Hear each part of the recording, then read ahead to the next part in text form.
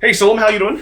I'm doing pretty good. How about you? I think it's pretty good. We had a pretty crazy trip so far. Yep. We do talk to each other quite a lot, right? Yes, just never on camera. Never on camera, that's right. But yeah, I think a lot's happening in the Vanguard world, at least going to 2023. Just finished Worlds, really great experience. I think for you too, right? I'm excited. It's really good. And I don't know, it seems like Vanguard, where do you think Vanguard is at the moment, right? You've been around the block a long time. God, it's so hard because like Worlds was so good right now that the only thing I can think of is like great. But obviously there's always like some challenges, and so I'm just trying to like recalibrate now what people think who aren't at Worlds. I 100% agree. Right? I agree right there. It's just like, we don't want to sound biased, right? Yeah, exactly. Then again, you're like one of the more controversial people, right? Me? I don't think so. I'm a sweetheart. Yeah. But like, people like how you shoot it straight. Yes. So, I guess we can kind of start on the formats right now, Okay. The standard, V, and premium. What do you think they all are at the moment? Okay, so for standard, I do not like Youth Berg, even though I have it maxed. Okay. That deck is, if someone wants to buy it, no. I do really like, I like the art, I like everything about it, but I do not like Youth Berg because you have to draw like a bunch of stuff, right? And so, but if you draw the stuff, it's the best deck, in my opinion. Sure. So if you don't play Youth Berg in standard, then you're kind of asking for, getting railed by Youth Berg when they draw the stuff. But so that makes me like kind of iffy because I'm like, do I draw the Ting deck or do I play Lutetia? And Lutetia didn't even do well at Worlds. So to me, standard is weird right now. But the coming set might change a lot. And then at the same time, we're getting the Chronojet deck set that might also change a lot. So I'm not really sure on that one. I also haven't played it that much because obviously I had to prepare for Worlds. That's right. But I will say it's way better than the kind of slump we had around set 5, maybe even 6 to me. Like I think set 4 was really cool, then 5 was really boring to me. 6, all right, and then we go back into it. So I'm overall, I will rate it like an 8. It's not a 10 for me, but the standard right now for me is an 8. V, V, I think. I like the ban list because before we just had Steam Maiden only. Now there's a few more decks that can still compete. I know a lot of people wanted Entarana to also be gone so that it was no longer even a tier 1 deck. That might be fine. What also might be fine is to just bring Gearcat to like 2. So you can't like OD on people quite as much anymore with Entarana. But beyond that, the format's definitely better. It's just not as good as it could be. I think therefore V should be like a 7.5, maybe? 7. I think people, like, there's a lot of rumors about, they might axe V and all that stuff. It's like... Yeah, I heard that. What do you think? It's hard because, like, we don't have any set information, so that kind of strengthens, that whole rumor or whatever people are trying to make it into. Is that my alarm? I'm cooking it. Yeah, okay. But yeah, so, like, that might strengthen that whole idea. To me, I don't know. Like, I've always said that I don't like 3 formats. Yeah. Right. So to me, I think long term we will have to go to a point where there's not 3 formats because the way events have been structured now, where you have to choose, and then maybe there's Springfest, and your team one guy wants to do standard, and the other 2 want to do V, and stuff like that. I do not like where that goes.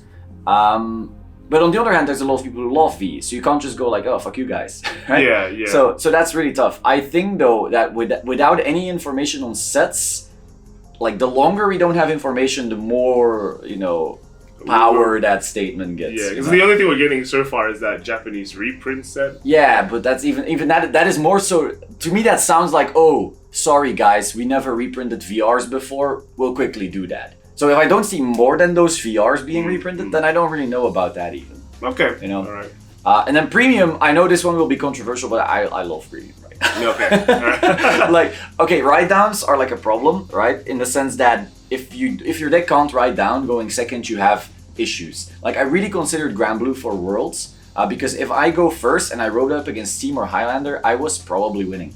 Yes, I could farm a hand, tank their stride, and then just rail them right after. The issue was going second because they could ride down, get all their markers, and then their first stride. That was too much. That's why I didn't play it myself. And so, that is an issue, I understand. And I think for that reason, if you're not playing at like the highest competitive levels with specific decks for that, so you're either on Spikes, Highlander, Steam Maiden, Tavas, Nightmare Dolls, probably something along those lines, then I understand you probably want to see some kind of list, maybe even just a rule change to fix the stride rule. But beyond that, I'm actually really liking the format. I would stop ride downs, right? Yeah, just stop ride downs. I would put it at an 8.5 or 9. Oh, really? Yes. That's pretty high. Yes, but I'm biased as hell. I mean, you know me. I mean, is the answers like stopping ride downs or giving you more tools that are strong enough to not have to like ride down? You know, because you could technically give all clans a ride down, but then it just be no one striding. Yeah, no, I don't like that. Because we did joke, Noman and I, that we weren't playing premium. Like we were testing V because we were like riding down on each other and we're not touching the G-Zone. So I do want that fixed eventually. It's more so that you can still enjoy premium when you ride down because a bunch of people won't be riding down and then you touch your G-Zone. But once you get to a state where premium is so solved where everyone is only riding down, that sucks. So I do think you need a fix. Yes. Okay. I guess so there has been some premium announcements as well in terms of products. What do you think of the? It's been a while, so everyone should have relaxed a bit, chilled out. Hopefully, because they never really have it. Premium deck sets. Let's kind of talk about that. Yeah. When that was announced, I was so hyped. I instantly pressed record. I just wanted to film my reaction. The Grand Blue list is amazing. The Harry list is fine. It's not insane, but it's still solid as an idea of like, okay, I'm buying this. I get 2 decks, and then we can play against each other, get into premium and so forth. Awesome for that. But 2 days later, we got the price, and that is just awful. Like, I understand some people are trying to like, say, oh, it's not that bad, blah blah blah. And if you look at just monetary value, I agree the deck set is a better deal than buying the cards outright. But the thing is, I didn't want this set to be buying the cards outright. Like if you buy this set, maybe you win like $30 or something. But that is like an MTG / Yu-Gi-Oh type reprint. If you look at MTG, the modern sets like Modern Masters, Modern Horizon, and so forth, they would always reprint really solid cards. So like Liliana of the Veil was $60. They would reprint her, but then those packs would be so expensive that the cards would barely go down. It's kind of similar to Vanguard in a way. well, that's the issue, right? So it's like, oh, Liliana is 60, now the reprint comes, she's 50, 3 months later she's 60 again. It's like, okay, what did this reprint really do? And then Yu-Gi-Oh does the same thing. They would have like Forbidden Droplets, it was a $50 card, and then they would reprint it in Abyss of the Deep or whatever, it would go down to 40. I'm like, okay, but that doesn't solve the issue, right? And so now that we have a premium deck set where they are reprinting a bunch of cards, which is solid, but they are pricing it so high to where it's only a slightly better deal, I'm afraid we have a similar situation here, and I'm not a fan of that kind of reprint policy. Oh, okay. As a product to get new players into the game, like, do you think that's correct in describing the deck set, do you think? Because I know that there's been an argument where, like, this is not, a starter product. So, I think if this had 4 decks at that price, it would. 4 decks? Because then it would be like Commander Anthology. I don't know if you know that, but basically in MTG you have like Commander pre-constructed decks, right? And so it's like 30 a deck usually. And these decks aren't competitive, by the way. Like the premium Stride deck setting is better than the Commander decks. But Anthology would then be like $160 for 4 of those, or something along those lines. Maybe I'm getting the price wrong, maybe it was like 120, I don't know. But then it's like, okay, we have like 4 friends, we all share an Anthology box, or if you're a baller, you buy all of them in one go. At that point, I find it justified, but here I find it very hard to say, oh, new player to premium, buy this 150 and you can start playing. Though, on the other hand, if I had to tell a new player to get into premium, it would still be with this, because the price is still better than the singles. Yeah. And it's still a deck, Grand Blue, I feel will never be bad in premium. And I feel like they chose those decks not just because of the theming, but because, for a new player, you wouldn't want to be going, here's the ride down deck. I think it's like that. Yeah. It's indeed also a very safe pick in the sense that it's not broken right now, so it's probably not getting hit. And even if someday something breaks in that deck, you will hit one thing, but it will be able to do a bunch of other things anyway. Like if you hit right now, like Skull Dragon 2-1 is what something people were talking about. Okay, the deck will still function, it'll just be worse. If you hit Nitros, okay, then we will go harder on Bartholomew. If you hit Bad Bounty, we will go to Bartholomew again. If you hit Beatrice, okay, we won't have Lily plays anymore, but we still have the aggression, so we'll play more Navigator. Like Grand Blue is such a multifaceted deck that it's very, very safe long term, I feel, and I think Pale Moon is similar. The only reason we don't see that right now is because Pale Moon can't write that. It can't grade 2 game at all. Well, it can, but it can't grade 2 game. Yeah. Yeah, oh yeah, Nightmare Dolls can, yeah, but it's not the Harry deck. Doll, yeah, exactly. I feel like with the deck set, I think they were very, very, if they wanted that price point as well, I feel like if they just added like 1 or 2 cards, it would have just made it better, right? Like if you got like 2 Dark Lord Princesses instead of... Oh yeah, like an extra little promo pack with like change your deck up with these cards. Because it would also give agency. Like a new player would go like, oh, I can also change my deck with this or that, and have to start thinking about stuff like that. So that would be pretty good. Though I think adding the other Dark Lord would just be the auto include, you know. But like a couple more like that would be pretty cool. I can imagine there being like a third or a fourth Nitros separate, so that you can swap your Beatrice deck, which it currently is, into a Nitros deck, and stuff like that would definitely be cool. I feel like if they had like a target on how many like you want a person to maybe buy, then you can start kind of designing the quantities a bit better. Yes. Because you can technically just buy one and play out of the box, but then you can think if someone wants to max everything out, then ideally they'd want to buy 2. Yeah, which is but I do have to say it costs a lot, but hey, people still do it. Right. I doubt they'll buy 2. But I do think though, a lot of people are saying, oh, there's only 2 Nitros, so you have to buy 2. Like Grand Blue for a long time has not run more than 2 Nitros. So that's overall, I think the bigger issue isn't, like you earlier said, the dancing or whatever, the stride from Pale Moon. Yeah. That is like actually something you would want to have 2 of. But regardless, I think another issue with that product though, and this is something people haven't really talked about much, is the fact that it currently can only satisfy new players into those decks. So if you are a Grand Blue simp like me, or a Harry simp like, or Pale Moon simp in general like Derek, there's no reason to buy this because it is only reprints. And I'm not saying you should be adding new cards, but I think there should have been, and we don't know if this is not the case, but I assume not, there should have been a somewhat rarity chase in there as well. I think or alternate art even. Yeah, exactly. Like something like a Nitros trial deck art printed onto the VR, full art, frameless, or something crazy like that. 1 per box, because then you're gonna have whales who can also spend on this. And you will also kind of justify the price more, because if a new player buys it, they can then maybe sell that Nitros or that Harry to another player, or do a rarity downgrade into a VR, and that way, you know, it'll be more justifiable for new players because they're getting like something actually probably worth a lot of money. But at the same time, they will also get players like me to buy it, which they currently are missing out on. And I think that is dangerous because we saw that happening before with Revival Collection Selection, you know, whatever these revivals. It's like, oh, I don't need these reprints, so why do I care? What the fuck? this is how someone wakes up. Yeah, I have like a billion alarms, but now they're all off. That's the same with me. It's okay. It's okay. I guess another point is premium ever an entry point into Vanguard? You know, because I know you mentioned new players into premium would, you know, this product would technically still be the best choice, but I think there was there was some points made. People could just start with premium. You don't have to start with standard, even though I think the intended idea is you start with standard and then go into the other formats. What's your take on that? This is a very tough one because I've always said like, oh yeah, you can start with standard because it is an easier entry point for sure. But I do also agree, and I think Core made this point on Twitter sometime, there's no reason it should be just like standard as your entry point.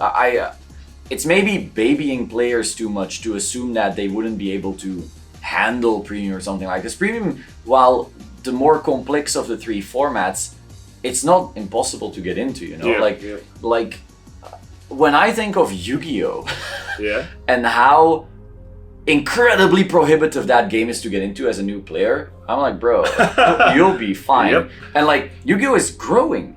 Constantly. Oh, is like, it? Oh. Every YCS is fucking bigger. Can I swear? Yeah, Okay. And so like to me, it's like, okay, we're trying to go like, oh, you know, watch out for premium. It's pretty hard, you know, with these mittens on. I'm like, no, premium is really fucking cool. And there's a lot of players, I think, who would actually be bored out of their mind if they got into V first or something like that. Yeah. Which doesn't mean V is necessarily boring, but it is definitely like a more streamlined kind of experience. So if you're the type of player who would enjoy a more MTG Modern, Pokemon Expanded, MTG Legacy, or Yu-Gi-Oh type of thing, you know, a lot of more things going on, and you start with Vanguard and you only get V and you're like, damn, this is maybe not for me, when actually it might be for you if you just had got into Premium first.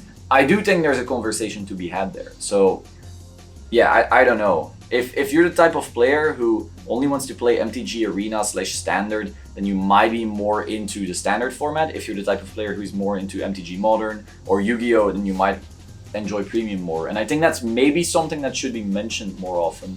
But it's such a nuanced take that, like, if you say that in a video, it's like taking up a minute of your watch. I feel like the intended idea is the majority of people get into Standard and like a smaller number of them people go into the other formats, right? Yes. But I mean, there's always exceptions. Yes. You know, there's always exceptions. Yeah, but I do think, hot take, that those exceptions are crucial for your game because they are more likely to stick around. There are trading card, like there's this trading card mantra I think Alpha Investments constantly use about MTG as well, is that the average lifespan of a card game player is like 2 to 3 years. And they'll get into a card game, you know, have their fun and so forth, and then they just fall off the boat, which is not bad, you know. You get into something else, right. get a girlfriend who needs a lot of money or something like that, and it's over, you know. So the average lifespan is like 2 or 3 years, and I think you're more likely to stick with a card game if you got into the type of eternal format where you know your cards remain playable, and you know you keep building on your collection no matter what. And you also have like other longer time players, so you are more likely to form friendships with other players that are also like long time and staying. So I do think there's an argument there that like it might be more likely for you to stick around if you get into that kind of format. I think a lot of people, you know, came into V and then quit right after, which is something not a lot of people, you know, were talking about. And then maybe then the Overdress came and a lot of V players left again, whereas a lot of Premium players just stuck around. Of course, Overdress also brought new players. I'm not saying, you know, but so that argument I don't think gets brought up a lot, but I do think about it. Yeah, like I think if you look at just Worlds, for example, you look at the attendees for like V and Premium, they're all, well, they're just like old veterans, right? Yes, the long time players. Yeah, so they've been sticking around for a long time. But I think still good, you know, even though Standard has a lot of the new blood, you know, you need new blood to continue the game. Yes, and don't get me wrong, there's also some really good players in Standard and so forth. Like we had the winner, Alex. Yeah. We actually versed his team in Springfest in the finals of Premium London. So it's not like these are just, you know, some purely new bloods. Like these are really good players. But I do think overall you're more likely to stick with a card game if you're into the more eternal stuff as well. Nice. All right. Springfest is coming. You finished World, yeah. Springfest is next. What do you think of Springfest this year? I think the main thing that is sticking out is just the prizes. Right? Prizes in general as well. Yes. You know, overall, I think pricing has been getting better. In Vanguard as a whole, like the fact that last season we got trophies back for the first time, I think was really cool. Yeah. I've been shouting about this for a while, but like medals, while they're cool, you can't put them on your. Yeah, it's a bit hard. You have to hang them. Yeah, it's not as cool as a trophy. Wow. The prize cards being, you know, frameless is something relatively new since V, but before that, I think prize cards were even in G they were kind of newish. You know, like the first one was Claret Sword, which was in 2015, I think. Yeah, and then they started doing it less. I think it was only Continentals, right? And then the Springfest. So then we got the frameless cool ones coming back with V and so forth, and now I think we get like prize cards pretty often, which is really solid. I think the selection of prize cards for Springfest is really good. Yes. Eva, really good. Chaos, and Lion. Rebirth. Where's Lion? Oh, is Lion on the world champion? World champion. Oh, okay, yeah, I'm starting to. Yeah, but I think Eva is the one most people are simping hard. I think Chaos Breaker for the veterans, right? Oh yeah. Is Chaos Breaker the premium one? Premium, yeah. Oh, that's nice. I'm gonna try for that one. Yeah. I think it's even wise, right? Just over all the Bushi games, I think what is interesting this BCS season, and probably what's going to come in the Springfest season as well, maybe, is that there are people traveling to events, even though they've like qualified or they just want to travel. I mean, half of it could be because of COVID, half of it could be because they still lack the qualification. But I know there has been a lot of just, people just traveling and trying to win prize cards. Yes. There has. It's also stat padding. I don't know if viewers are aware of this, but some people just want to have, as many tops as possible because it looks good. It's just like, look, I'm a very consistent player and so forth. That was personally like my goal for Springfest. I was like, okay, I want 4 medals, and then it ended up being a bit more, and ended up doing really well. But if you have to catch up to the players like Kevin Cho, Stephen Lee, these gods, and they have like this list of 20 tops, I'm like, fuck, how am I gonna get there? Hey, at least Europe is closer. it's a little closer, but also we have like a lot of extra green taxes onto our flights, so it's not always as easy. But I do think a lot of people traveled. I personally didn't. I qualified like the first weekend, and then I was like, okay, that was fun. Also because I had spent so much on Springfest traveling around. Makes sense. I did go to France for 1 day by car, and I threw with great nature. I don't know why I did that. Part of me didn't want to spoil, like things for Worlds. Like I didn't want to try and solve a format just for a PCS to then, spill the goo or something. But Derek traveled a lot. Mark did as well. Yes. So I think it's pretty good if you get people traveling to your events. It at least indicates there's something to go for, right? Yes. It also makes your scene more competitive. Because you have more good players at specific locations. Which is something I also noticed for BCS Germany. Like a lot of the players there were like Worlds participants, and BRO topping players and so forth. And because the location was so awful to reach, like you couldn't reach it with a train easily, you couldn't reach it with a plane easily. It was literally only people who wanted that damn qualification and who had the qualifications before and so forth. So that's cool. Though it definitely makes events also harder. I guess one of the things that has constantly been raised is, should they add entry fee to the tournament? And I think that's kind of interesting because Yu-Gi-Oh has entry fee, right? It's like $30, $20. A bit. You basically buy booster packs, right? Yeah, you always feel awful as well. Like people who are saying that, like, you can get some prize packs in as well or whatever. Like, if you are paying $25 to enter an event, which is the price for a YCS, or was it 22? I don't know, 22 or 25 for a YCS, and you get 5 packs for it. There's not that much money left for like Bushi to turn that into pricing, or for Konami to turn that into pricing.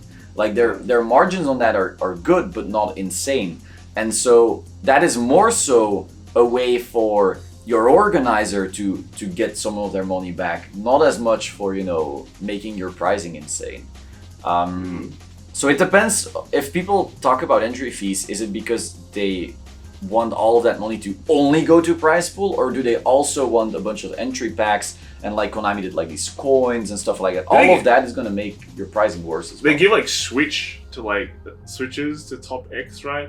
Yes. But then again, you have to consider you get like how many people in YCS? Like 2,500, something like that. Then you get and it's not top 32 either. Like the switch goes to maybe top 4 or 8 or something like that. So it's not that insane. Like a lot of Yu-Gi-Oh players are crying about the price support. I think the only people who actually eat good is Pokemon. No, actually, if you check Twitter, everyone complains about the Pokemon. Well, there's a lot of complaints about how expensive Pokemon is. Oh yeah, because you pay like $80 to enter or something like that, right? Yeah, and you get money. Like I think top 64 gets some money. Yeah. That doesn't even cover travel.